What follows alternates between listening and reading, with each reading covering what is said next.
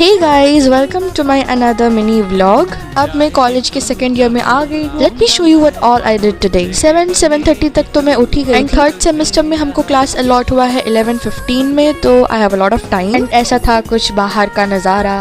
End of course brush करने के बाद I had my favourite part of the day, my morning green tea. मेरा मानना है कि सुबह उठ के ग्रीन टी नहीं पिया तो क्या किया।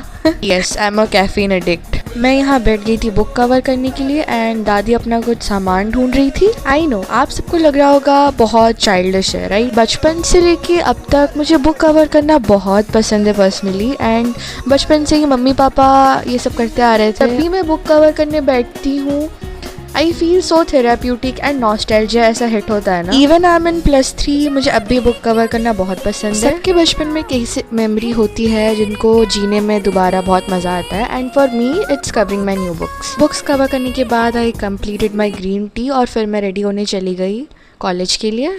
ब्रेकफास्ट करने के बाद हम mandatory fit check, like obviously यार I am just a girl. फिर मैं पहुंच गई थी कॉलेज पहुंचती ही मैं अपने ट्विन को ढूंढने लग जाती हूँ एंड हियर शी इज। जिस दिन मैं ये व्लॉग रिकॉर्ड कर रही थी उस दिन था कॉमर्स डे, तो हमारा एक सेमिनार टाइप का अरेंज हुआ था। सेमिनार खत्म होने के बाद हमको कुछ चीज़ें मिल गई थी खाने के लिए, रिफ्रेशमेंट्स, एंड उसके बाद हम लोग बैठ गए क्लास अटेंड करने के लिए।